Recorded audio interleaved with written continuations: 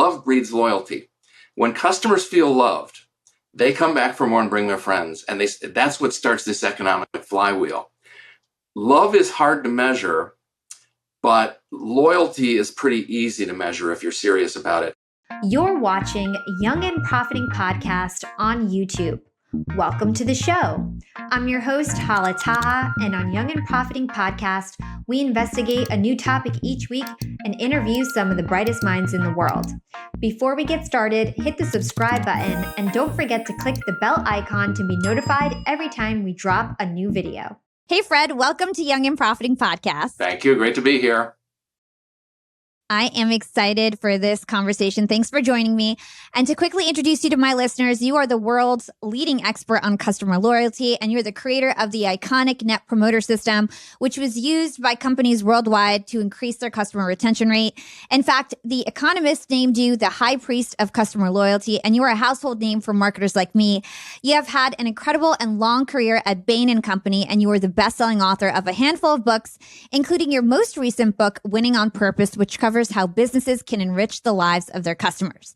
So before we get into customer loyalty and what it means to love your customer, I would love to back up. And I feel like a good place to start is right after college. From my understanding, you've been working at your job, Bain Company, since you graduated in 1977.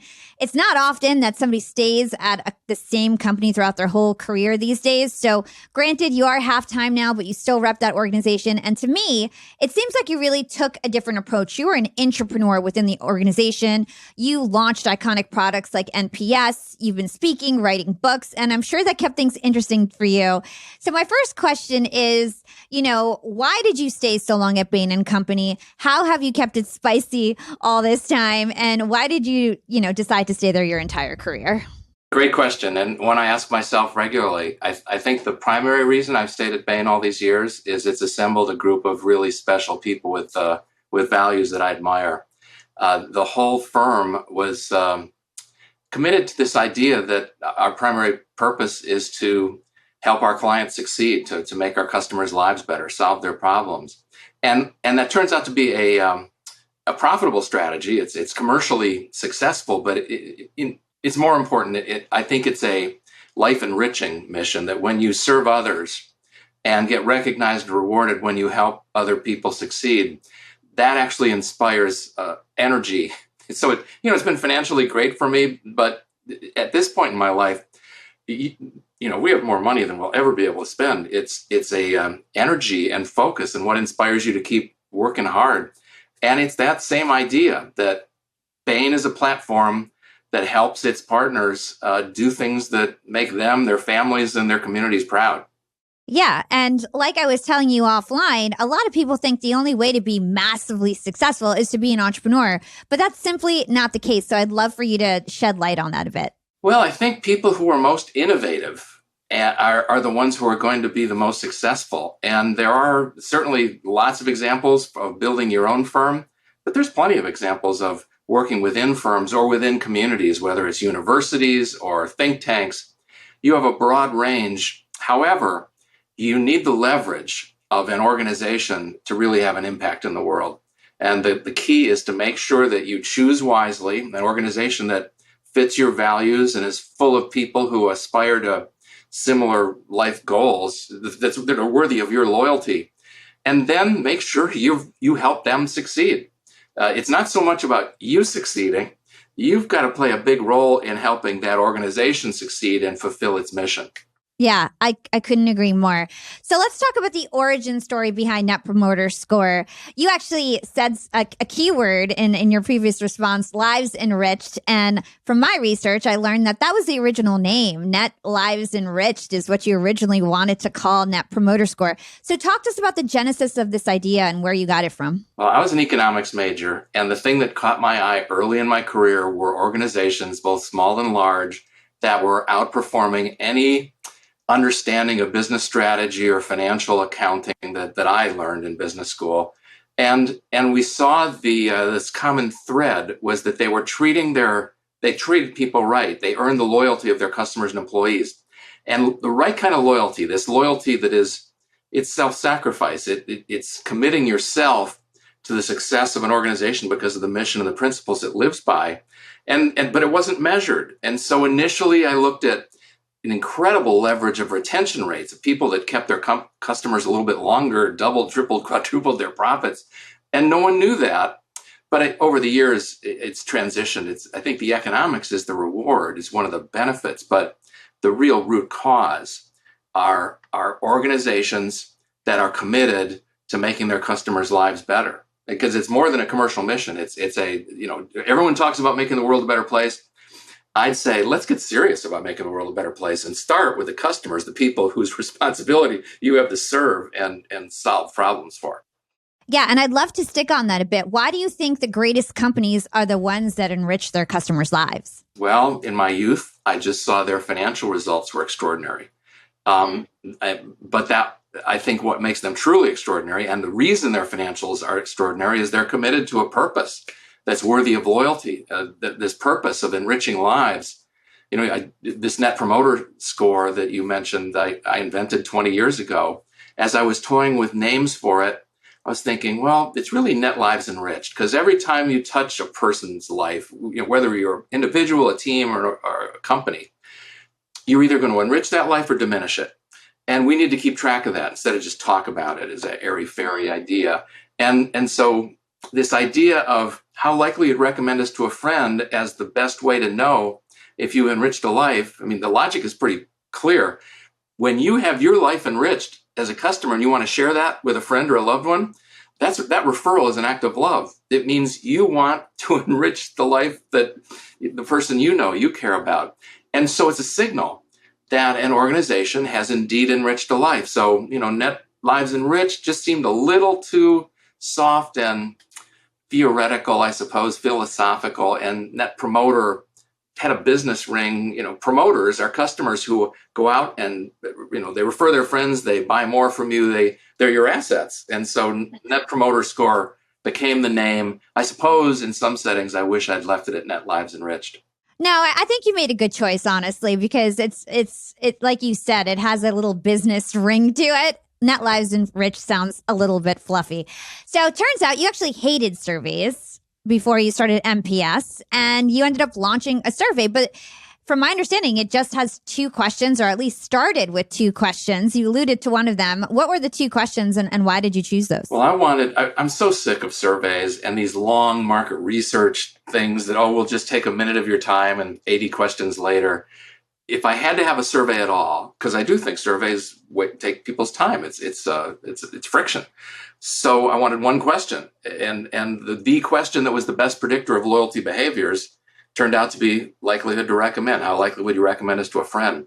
So 0 through 10, we asked that question. That score lets you know if you created a promoter or enriched a life or a detractor or diminished a life. Then we have an open text verbatim follow-up to tell us why. And in the customer's own words, they can explain why you enriched the life or how you diminished their life. And people have to take the time to read that. Don't get artificial intelligence and delegate it to the statistics department or some computer. Read it. And the people who read it should feel the emotion of an enriched life or a diminished life. And good people care about that. Then my daughter convinced me. My daughter Jenny said, "Dad, we're using 3 questions, not 2. And I've seen question inflation has been a real issue. 12 becomes 20, becomes 100. I said, "Oh, Jenny, you can't do this to me." But she convinced me she had a question that deserves to be part of the canon. So she said, our promoters, they tell us why they love us in that verbatim text. But if we ask them, is there anything else we could have done to make your experience better? They tell you good ideas that can innovate and make you even stronger. And remember, your promoters, they're your biggest fans. They want you to succeed. You're a part of their personal brand, because when you refer someone, you're sharing your personal identity, your reputation with the brand. It's a big deal. And those people care about you and they want you to succeed. So give them an option to give you their best ideas. But don't go past 3. There's just no way that customers should be answering 5 or 10 questions. Yeah, I totally agree. I feel like you lose people at that point. So I know you were inspired by Andy Taylor, who was the founder of Enterprise Rent-A-Car. So I'd love to hear that story. What did you find so innovative and interesting when you were I guess you spoke with Andy Taylor when you had a conversation with him. Yeah, Andy has been he's been a supporter over the years and taught me a lot. When I first met him, it was for my first book. I was trying to explain how his organization had grown from a tiny little leasing business in St. Louis, Missouri, into the largest car rental company on earth as a private company. Talk about entrepreneurial success. You never had to go to Wall Street and get funny money and play that game. And he said, well, Fred, there's no magic. And he and I are both from the Midwest. So he's speaking in that real plain language of, you got to treat your customers so they come back for more and bring their friends. And that simple idea, first of all, he inspired the Net Promoter Score because he had a 2-question survey he was using with his branches in the rental car business. And I saw how powerful it could be. But the even more powerful thing was these words, back for more and bring their friends. Accounting does not measure that. Generally accepted accounting principles just gloss over it. They look at total revenue. And what Andy is saying, you have to look customer by customer. Are they expanding? Are they repeat purchasing, expanding their purchases? And are they referring their friends?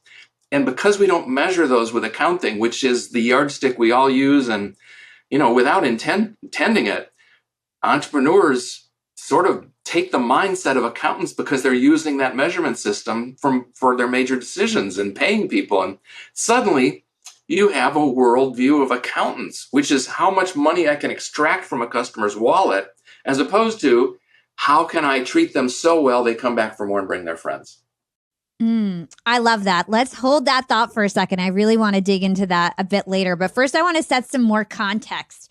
So I want to talk about the 3 main parts of NPS in terms of how you evaluate customers. So there's promoters, there's passives, and detractors. Could you define that for us? Yeah, we found that just in our early research, when you ask customers on a scale from 0 to 10, how likely to recommend us to a friend, those who score you a 9 or a 10, they tend to be the promoters who actually do refer you. They buy more stuff. They're your assets. 7s and 8s, they got what they paid for. They're passively satisfied. You didn't enrich their life. They got what they paid for. That's sort of a, quid pro quo, nothing magic there. And then 0 through 6, you've diminished their life. Something was wrong. They won't recommend you. They'll actually tend to say bad things about you and feel like the instant there's an alternative, they'll jump on it, go to a competitor. So promoters, passive detractors became this simple categorization of success, foul tip, and failure. And when you keep track of that and get to the root cause of why, it lets organizations start to measure the right thing. Are we treating people in a way that enriches their life? And what do we need to do differently to improve our results? Yeah. And what would you say the telltale signs of a promoter are? They put a smile on your face. A very successful entrepreneur, Truett Cathy, now deceased, but built Chick-fil-A into a powerhouse of a business. Same as Andy Taylor, by the way. They didn't need to go public to build this monster. I think they're the number 2 or 3 restaurant chain in North America, maybe more at this point. So wildly successful economically. But Truett and I didn't have completely congruent points of view on some social issues and religious issues, but we were respectful, I think, of each other. And what I respected was he lived this notion of the golden rule: love thy neighbor as thyself.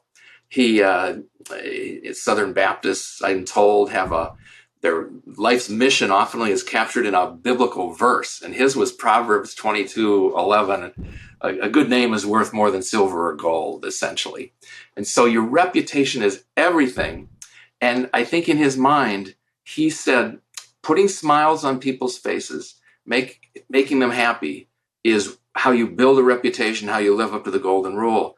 And that was the formula that has created this monster success that continues to run against these great companies like McDonald's and Burger King, but Chick-fil-A just blasts through them, just the same way Enterprise Rent-A-Car blasted through Hertz and Avis and the others. There is a flywheel of once you get customers coming back for more and bringing their friends, that's the economic engine that drives prosperity, even though it's pretty much invisible to accountants except in the rearview mirror. Yeah, I mean, I totally agree. I have a social media agency, Yap Media, and we haven't gotten any funding. It's been bootstrapped, and it's all because of this flywheel effect of referrals. It's like my clients have a good experience. They tell their other, like, very successful friends, and it just, helps us become the preeminent social media and podcast agency. Have you ever heard of Jay Abraham? No, I don't think so. He is a very famous marketer. He's a former YAP guest, and he talks about this strategy of preeminence. And basically, what it means is if you treat your customers well, if you've got the best reputation in the industry, you are like the preeminent business. You're the number one, hands down, best choice, and you'll never have a problem getting customers. And he learned from one of his mentees, Tony Robbins, that you have to fall in love with your customers, not your products and your services. So I'd love for you to talk to us about loving your customers. You talk about loving your customers. It's a pretty rare word to use in business. So what are the ways that companies can love their customers and drive more promoters, more customer loyalty? Yeah, love was a radical word to use, and especially for a Bainey like me, it's pretty much, everybody's an MBA and rational kind of people. Love is for home life. But no, I think if you step back and think carefully about what love means, it is your happiness is the result of making your partners happy. So if you love someone, most of your happiness comes out of you creating happiness in them. And that kind of love, which is golden rule, love thy neighbor as thyself, or maybe out of religious term, outside that, you say, you want to treat people the way you'd want a loved one treated. That's what makes the world a better place. That love is at the core. Love breeds loyalty. When customers feel loved, they come back for more and bring their friends. And that's what starts this economic flywheel. Love is hard to measure, but loyalty is pretty easy to measure if you're serious about it. Because in this digital age, you can watch how many of customers are repeating, how many are referring their friends. I mean, one of my recent investments is in a company that has a technology platform to help give and receive referrals. And I think that's what the world needs to do. Is referrals are everything. It's, we, instead of doing it on a survey, how likely you to recommend, let's keep track of real referrals, because that's where the economic value is, and that's where the reputation is. So to your point, great businesses, and I agree with Robbins and Abraham, it's just, that's where the most, that's the fusion right there that energizes success. And I think rather than kidding around with surveys, let's keep track of referrals. Yeah, and to your point, love is so important. When you love someone, you're going to recommend the company that gave you that great service, that gave you that great experience. So it's not necessarily that they love your company. They love their friends and family so much that they're going to recommend your company. Absolutely. Yeah. People say they love their Apple computer. I think this is, but they also say they love their Dachshund. They love their favorite ice cream. And the love that actually energizes, inspires is this notion of enriching the lives you touch and your happiness deriving from that success. And people who live that life live a pretty good life, even if they don't make a ton of money, that they have made a difference in the world and will die proud. The notion that love is also behind business success, I think, is the radical proposition that I make in Winning on Purpose. And the evidence is it's really overwhelming. People don't read books anymore much, but this one has the evidence that the company who has earned the loyalty of their customers, using NPS as a good proxy for that, measuring it, the highest NPS company in every industry we've looked at has the highest total shareholder return over the decade. And that's been a huge moneymaker for me as an investor. But I think it's even more. The companies and boards of directors, investors, they got to see the facts here. This flywheel we talked about, it's the only flywheel that keeps spinning through time, sustainably. 100%. And to that point, COVID hit, right? Black Swan event. We had no idea what the economic impact would be. Nobody saw it coming. And these things can happen. They happen every several years. So talk to us about how customer loyalty and having a high NPS score can kind of mitigate these Black Swan events. Well, Black Swans have been going on for a long time. It feels like we have a flock of them landing in the last few years, but that's how the world works. And The companies who have the financial mindset that's very common today, running themselves in the accounting. And remember, accounting solves for profits. So very quickly, if you use generally accepted accounting principles to run your business, which big companies almost have to, then you are teaching your people the purpose of your business is profits. And that's not a good purpose. That goes back to how much can we extract from our customers' wallets, as long as it's legal. That destroys energy. Good people don't commit themselves to that. Then if you can make loving your customers, this idea of making their lives better, and keep track of progress there, and recognize and reward people for earning tens, real tens, not begging for tens, then I think you can manage your way to success. But I suppose the biggest challenge, almost every entrepreneur gets this intuitively. They can't succeed. They can't afford expensive advertising and crazy marketing promotions and big sales forces. They have to turn their customers into their sales force. But as they get bigger, most companies flip over to the dark side, where accounting rules the day and the purpose becomes profits. Yeah. I think we should do a rebranding of NPS and call it Net Love Score. What do you think about that? I even toyed with that in its early days, and that was a step too far for me. In fact, even using the word love in business, I thought was a stretch. Until think about it as a customer. If you had an organization or a team who was always watching out for your best interests and innovating and striving to put a smile on your face and make your life better, of course you would go there you give them all of the business you had and you refer your friends. So it's feeling the love as a customer that inspires loyalty and starts the flywheel spinning. Okay, so my next question is how we can turn passives and detractors into promoters. What are the ways that you've seen work in the past? Probably the earliest successes in the net promoter movement were built around fixing detractors and the early adopters. NPS is an open source system. I felt like I had a bigger chance of changing the world, a better chance if we made it free. Everyone can use it, experiment with it.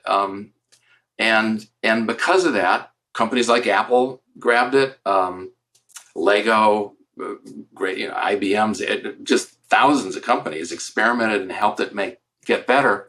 And the mindset that clicked first was, gosh, when I see a detractor, I've got a quality problem. I have a defect. So zero defections, total quality management. Let's close the loop with that customer, get to the root cause, fix it. Do it at the right level of the organization. Don't do it at the headquarters. Do it at the branch or the product where this issue occurred. So the learning is in the right place in the organization. That was phase one. Where we are now is what innovations not only keep customers delighted, but raise the game so they are nines or tens, and they're referring 10 friends, not just 2. So it's innovation, and yes, passives. When you talk to a passive and you say, what could we do better? They go, I don't know. I'm happy. I got what I paid for. You have to be the innovator and get your promoters to give you interesting ideas, and think about the companies that you buy from for whom you're a promoter and what they did that was so remarkable that turned you into a referring engine, and experiment. And the cool thing about NPS as a survey is you can run these experiments without putting it out for the whole population. You can see what works. Amazon's very good at this. They run experiments. If it doesn't work, kill it. If it creates a lot of tens and repeat purchases, roll it out around the world. That innovation, I think, needs to be energized. Step one, go find out when people are referring you, what is it they're saying about you? Get a real clear sense of what is remarkable, and then teach your organization that you can't rest on your laurels. Yeah, do more of that, but you have to come up with additional stuff.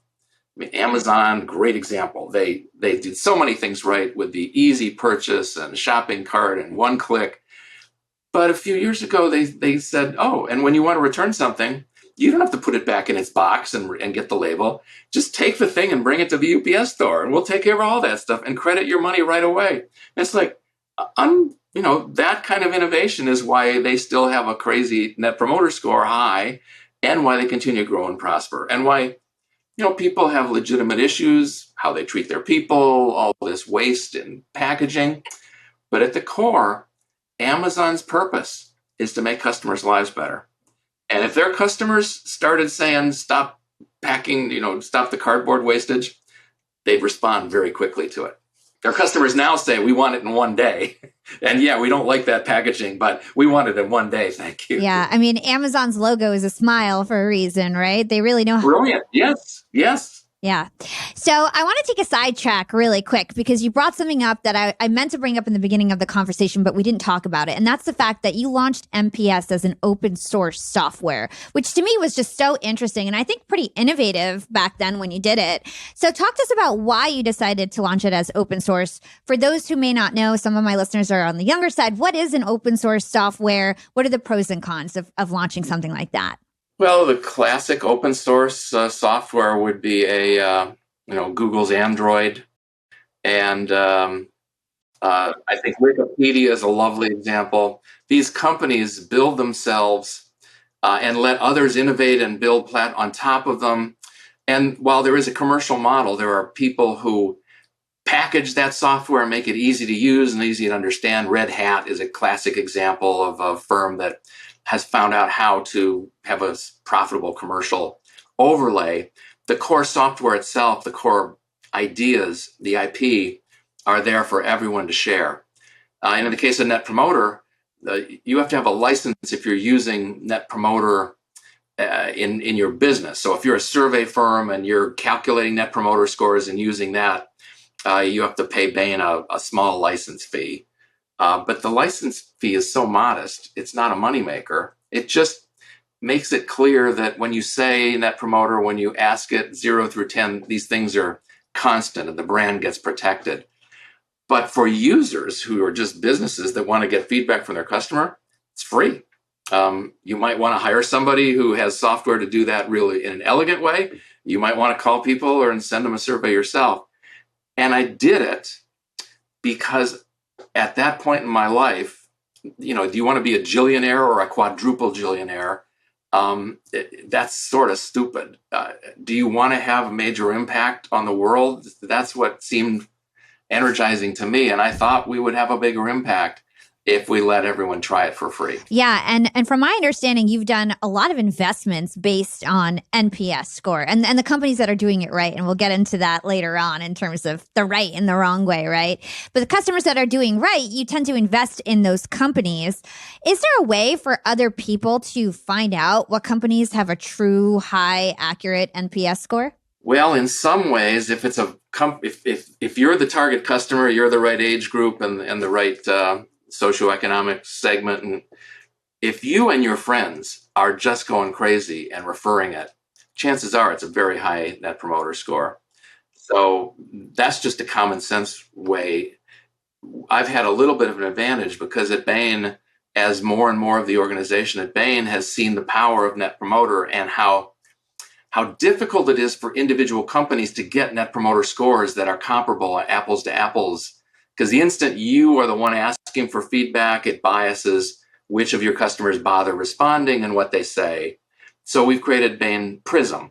And NPS Prism is a classic, monstrously large panel for, I guess, probably a dozen different industries now that gets really accurate, really comparable NPS scores for every brand in the industry.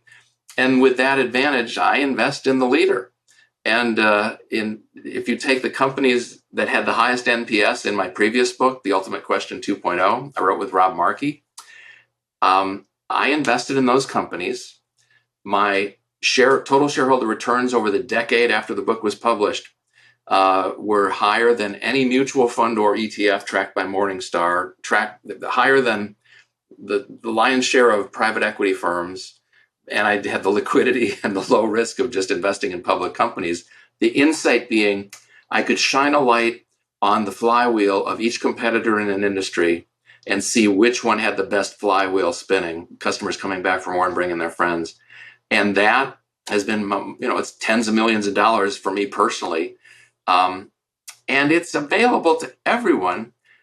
But shockingly, There is not yet a big movement to get on accurate NPS scores. The world is still in such an accounting mindset that there's still just a tiny minority of investors who see the power here. That's why I was shocked, because I was like, well, why isn't there some sort of like tracker that everybody knows about, like top NPS scores? And since there isn't, we've got like the Godfather here. What are the top ones? What should we be investing in? What are you investing in? Who's a recent one? NPS Prism, the most recent industry that they added was the grocery business. And the top score was a regional grocer called HEB down in Texas, but it's private. On the other hand, even though if you can't invest, you know where you want to have your kids go work, because and Chick-fil-A has the highest NPS. They're a private company, but I'd say then relatives who feel like entrepreneurs and want to be a store manager, and that's a wonderful career path. The Trader Joe's is one of the top handful, but that too is owned by the next one in NPS is Aldi, private still. Then you get Costco. All of these are at superstar levels. Costco is a public company. It's so interesting that so many are private. It just goes to show that if you've got the flywheel effect, you don't need to take on investors. But keep going. Sorry for interrupting you. Yeah, so Costco is a public firm. I invested in Costco the instant I saw that they were top in NPS, because my personal experience has been so positive. And I use them heavily as an example in Winning on Purpose, this last book. Their philosophy is customers come first. And they act in a way that makes it clear that they live their philosophy. So a lot of stories about Costco that I really advise entrepreneurs to read. They've gone and, they're one of the larger companies in the world today, and their formula works in China. It works, everywhere, every kind of town. They're just crushing it, and they make people's lives better. I'll give a comparison. I bought a expensive Mercedes-Benz, great, just lovely car, except on my first trip to the airport, I was a little late. I was rushing. It threw its windshield wiper. And so I'm driving, trying to look through the passenger window to get to the airport without having an accident. I was very frustrated. And then when I went to get it fixed, they said it's my fault. I must have gone to one of those car washes that dislodges the rubber blade. And I'm thinking, what? And I had to, not just one, I had to buy two, because these windshield wipers come in packs of two. $200. And Mercedes uses NPS. They think they do. They're just but they're they're begging for scores and pleading, and if you can't give us a 10, call us. Then I go Costco, and I had a electric shaver, I forget the brand, but it stopped working after 9 months. I said, that's not right. This was an expensive shaver, so I took it back to the Costco store, not even the one I bought it at, and I said, listen, it's not working. Can you do anything for me? And they looked, they scanned it. They scanned my membership card. And they said, your account's been credited. I said, wow, no questions about what went wrong? They said, no, customer like you, if you're not happy with it, it's not right. And I thought, oh my gosh, one of the guys I know, there are quite a few billionaires that I know personally. And one of the early ones was Scott Cook, the founder of Intuit, who's TurboTax and QuickBooks and so forth. And his philosophy, he started at Bain about when I did, and then he left to found Intuit. He was the first adopter outside of Bain of Net Promoter. And he said, my philosophy is, we don't deserve $1 of profit until our customer's happy. You think about what a high-minded philosophy that is. But it worked in software. That's why he's still got a successful software firm. Most 98% of the others' success stories back in his day, they're gone. Costco has the same philosophy. You're a good customer, and they have my track record as a customer. They know we buy a lot. You are unhappy with that product, then we don't deserve it, and the manufacturer doesn't deserve any profit. What an amazing common sense way to run a business. Yeah. For sure. I mean, it's so important to have customer loyalty. So I have a story to share. I have the biggest blip that I ever made with Yap Media, my social agency. So I have a business partner. He owns 10%, and he's totally the numbers guy. He's all financial, super smart guy, very successful. I'm very much like the relationship person. Most of my clients are actually former guests that become my clients, and then they become my mentors and my friends and everything like that. And so my business partner is very much about the numbers, and we've been growing really fast, and our rates keep getting higher and higher, and we have legacy clients that pay a lot less than our clients now. And so the biggest flip that I ever made in my company was when my executive team convinced me to reach out to all my legacy customers and try to raise the rates. And it messed up some of my relationships. We're fine now, but it took a while to get it back on track. And it just goes to show that when you have legacy customers, these were clients that were with me for a couple years. They referred all their friends. They were my number one advocates. And for a period of time, they were mad at me for trying to raise the rates on them, right? Because they felt like they were loyal. And so there is a problem with the way that people think in terms of the accounting practices and just only looking at the numbers and the profits and not actually evaluating customer relationships. Because I sit in these finance meetings and I get so frustrated. They're like, oh, if it's some sort of a negative forecast. And I'm like, but you guys don't know about all the conversations I'm having. And there's so much bubbling up that's just not calculated, So I'd love for you to talk about, what needs to change in terms of accounting practices and how entrepreneurs can avoid making this mistake of not measuring their customer loyalty. It's an excellent question, and I've wrestled with that for a long time. I see people misusing Net Promoter the way car dealers do, begging for scores. But with surveys, unless you have a big panel with double-blind research, you can't get honest, accurate, comparable scores. What do we measure that really gets to the heart of customer love? In Winning on Purpose, I introduce a new metric that I think it deserves to be the equal of Net Promoter. Maybe someday it's slight superior. It's called earned growth, and it just it takes the point of view that you have with every customer. You have to keep track of, are they buying more or less or defecting, and are they referring friends? And so your earned growth is your total growth the business generates in revenue that comes from existing customers being happy and buying more and the friends they refer. Great companies will have earned growth rates 130, 140, 150%. So you think about their resting growth rate with no sales and marketing, they're just growing like crazy. I think for entrepreneurs and for the serious numbers people, force them to start measuring your earned growth rate and your earned growth component for every customer, and you'll start focusing on the right things. Instead of aggregates like total revenue, which can lead you down the wrong path, if your customer is not buying more, coming back for more and bringing their friends, there's something wrong that needs attention. But if they are growing, 150% a year, don't screw up the decision making by kowtowing to the accounting mindset. Now, of course, you have to have cash flow to keep the business healthy, and so finance is vital, but it's not the purpose. And in too many businesses, finance, because we can measure it more rigorously and report it, and the regulatory system sort of gives it an edge. We give it way too much power in our thought process. 100%. And I would argue that little blip, that story that I was telling you about when I went to go raise the rates with my customer, we were trying to raise the rates so minimally, 20%. And I always tell my partners now, look, we did that and we lost so many referrals. We could have grown, we're doing amazing. So don't get the wrong picture. But we could have grown even faster had we not lost all those referrals for that point in time while my customers were upset with me. So it's just such a cool tool. What's the actual formula behind earned growth rate? There's two components to earned growth. The first one is the back for more, which encapsulates both retention, because if somebody diminishes their business or defects, that nets out against it, and customers that expand their purchases, netting those things. There is an existing accounting metric called net revenue retention. That's the biggest component for most companies. And then you add the revenue from customers who came primarily as a result of referrals from existing customers. That set of revenue, that's earned growth. And if you are, if you're well above 100%, that means you've got the flywheel spinning in the right direction. So if I've never done any paid ads, no marketing, and everything is referral, then that means I have a high earned growth rate?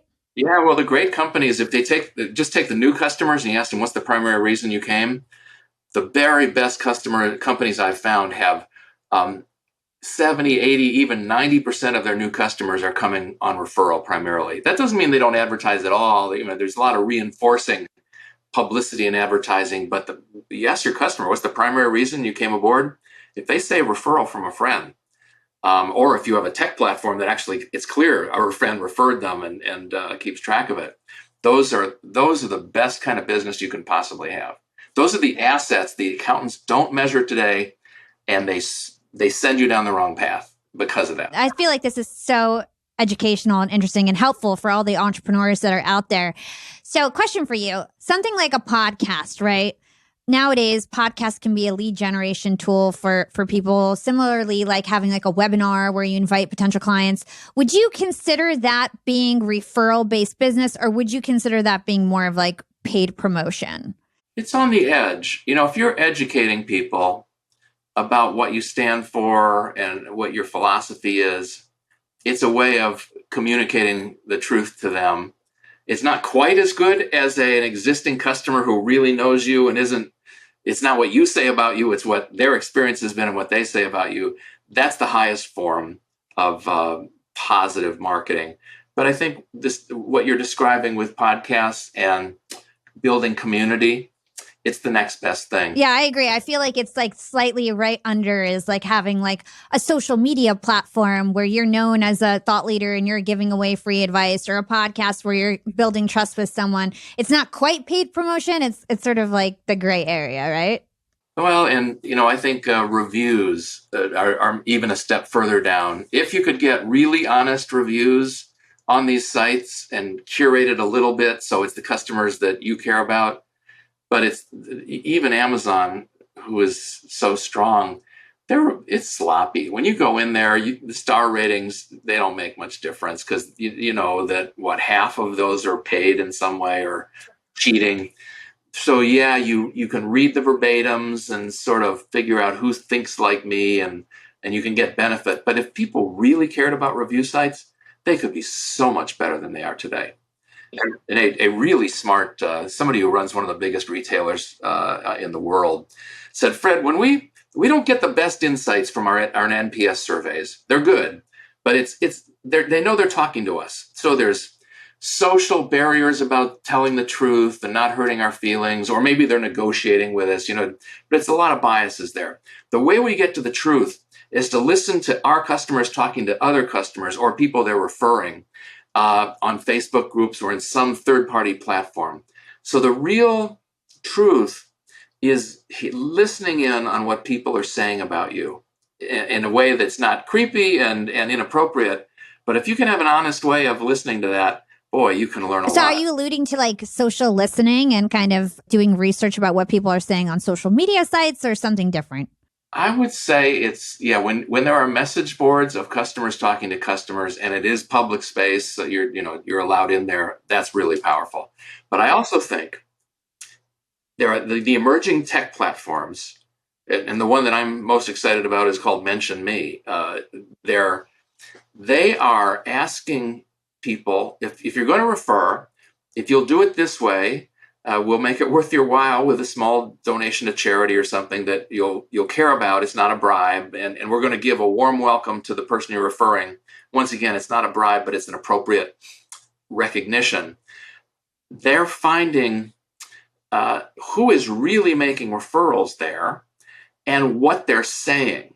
So if you take that verbatim comment of, why I'm referring to a friend, why, and you read that comment, that's the gold. That is what, in the customer's eyes and their words, it makes you remarkable and makes you something they think would enrich the life of their friend. You're definitely making me feel encouraged to send out some sort of an NPS survey to my clients. So I'm excited about that.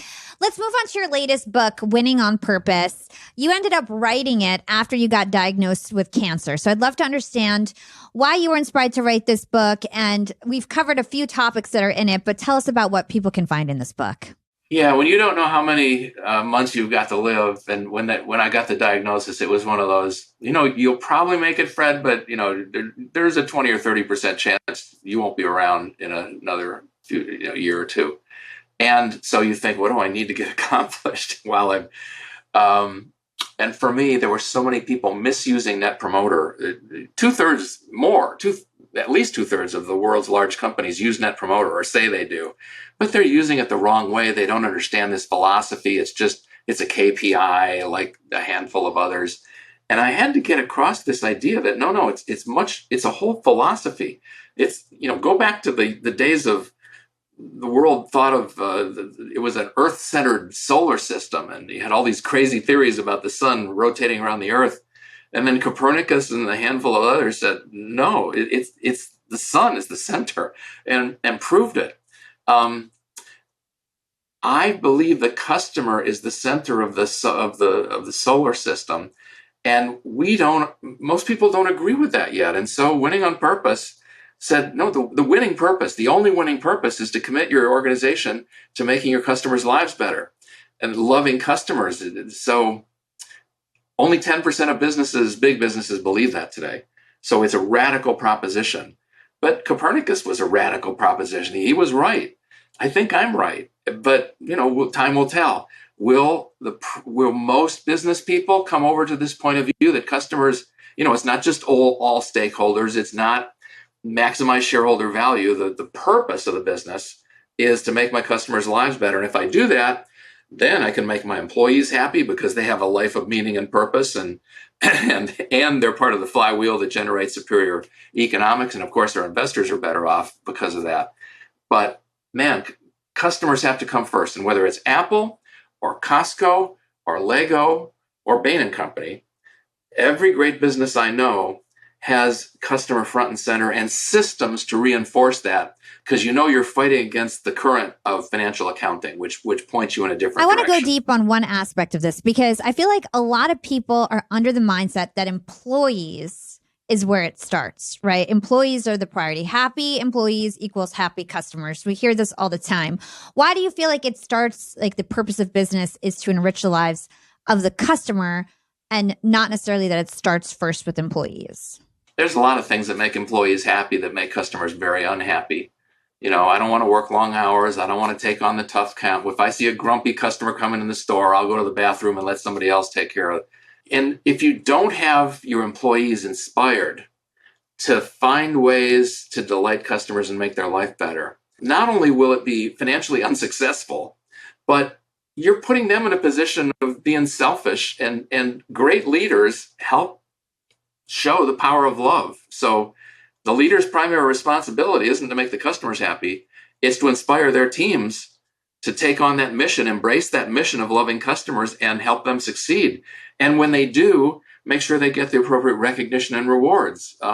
Don't create a compensation system that makes salesmen rich for overpromising and selling a lot of new business that never turns into customer promoters who come back for more and bring their friends and therefore never become a true asset to the business. See, you got to really rethink compensation, hiring, promotion. At Bain, it's very hard to get promoted at Bain unless your team thinks you live the values of the company and make our clients succeed. We have built systems that reinforce that. And if you just look at Bain is always on the top, whether you pick Glassdoor, Fortune, pick your list. Bain has been at the top. Why? Because all of the reinforcing systems of who we hire, how we train, how we run huddles on a weekly basis, how you get promoted, it has customer value first.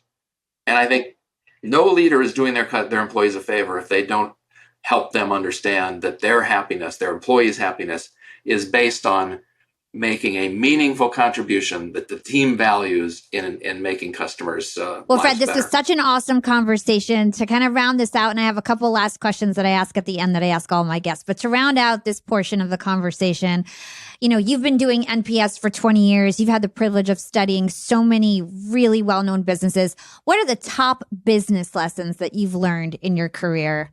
At the end of the book, I sort of pull back the curtain and make it clear that this is actually a life advice that I'm trying to give to my grandchildren who are too young to read the book at this point. But, if you believe this mindset and you want to make the world a better place, it's really hard to do that on your own. You have to team up with others who have similar values, principles, and and team up and find a way to help them succeed in living that mission and making it the truth and making it the common practice. So choose the people you hang with really carefully. Don't just hire them because they'll make you money. Make sure these are people who are going to be meaningful, contributing to teams who are committed to enriching customer lives, and who feel like this golden rule idea of love thy neighbor is the center of a well-lived life and purpose. Because in the end, your loyalties, the people and the principles that they live, and I think, yes, loyalties are to individual people, but loyalty has to be based on how they embody the principles that you believe are central to a well-lived life and your purpose. Those loyalties, they just define your legacy, and they certainly shape your life. Be thoughtful and be loyal. when you found that, well, I'm at Bain 50, well, not quite 50 years, but it's a group that I feel is helping make the world better. And there's nothing better you can do with your life than being connected to those kinds of teams and those organizations. And don't take crappy profit-based purpose as a customer, as an investor. There's so much talk about environmental investing, and pollution has to stop. But seriously, the worst kind of pollution are people mistreating each other and abusing each other in the name of profit. I completely agree. So I ask some questions at the end of each episode and we do some fun stuff at the end of the year with them. So the first question is, what is one actionable thing that our young and profiters can do today to be more profiting tomorrow? Get a sample of your new customers and ask them why they came on board. And for those that said it's a referral, find out who referred them, what it was about what they said that make that referral so impactful, and then go talk to the person who referred and understand what made them so confident in you that they would co-brand their reputation. Get a root cause set of conversations there. I think that's the most important thing to do. And then make sure your teams feel the responsibility to be remarkable, that their job isn't just to get somebody off the phone on time or to make them sort of happy enough to not be a problem. The job is to do something remarkable that they're going to talk about with their friends. And that's a high standard, but then your people have to help put pressure back on you to let you know what they need in terms of systems and resources and support, training, tools. That, once you get your employees feeling like our job is to enrich the lives we touch, and we measure our success that way, wonderful I am going to make this mandatory listening for all of my 60 employees and my executive team so that they know what our priorities here are at YAP. So our final question here is, what is your secret to profiting in life? I was going to give you a suggestion that this book has, rather than just listening to the podcast, see if you can use the podcast to get them to read. And one of the companies that I am on the board of, invested in, who lives this philosophy, it's called Built, B-I-L-T. Built gives the book to every prospective employee and asks them to read it. And before they will hire them, they want to make sure that they understand and embrace the ideas in it. Because you want new employees who think this way, and you want your existing employees have a discussion group around each chapter and think, are we doing this? What do we need to change? What are we doing that's spot on and we need to do more of? But don't make it a book report that's over in a month. Take a chapter a month and make it a conversation that continues. And at Built, they start next year and go through each chapter. And I think Built is a wonderful example for you entrepreneurs. It's a great idea. It's going to change the world. It's getting rid of paper instructions and putting in it free TCAD designs. But it's not the technology that is special. It's the philosophy behind it of helping their customers and their clients have happier customers. I love that advice. I think I'm going to take it. So what is your secret to profiting in life? Have grandchildren and have them visit a lot. And where can our listeners go to learn more about you and everything that you do? Net Promoter System is a website that has a lot of tools and resources. and just search on Winning on Purpose, and you'll start seeing the things that we're developing. Because I still do have this open source philosophy that I want more people to understand this purpose and to put it in practice. And today it's still a radical philosophy. So go to those two sites or and LinkedIn. There's a newsletter I do on LinkedIn called Customer Obsession that I think is a pretty good dose. I'd like to see teams talking about that one each month to see what lessons there are for them. Awesome. Well, I'm a big fan of LinkedIn. I'll make sure I follow you on there. We're going to stick all your links in the show notes, your book, all your social sites, your websites. Thank you so much, Fred. This was an awesome conversation. It was my pleasure. Thank you. Thanks for listening to Young and Profiting Podcast. If you enjoyed the show, please write us a review or comment on your favorite platform. Nothing makes us happier than reading your reviews. We'd love to hear what you think about the show. And don't forget to share this podcast with your friends, family, and on social media.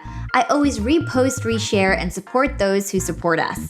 You can find me on Instagram at Yap with Hala or LinkedIn. Just search for my name. It's Hala Taha. Big thanks to the Yap team as always. This is Hala signing off.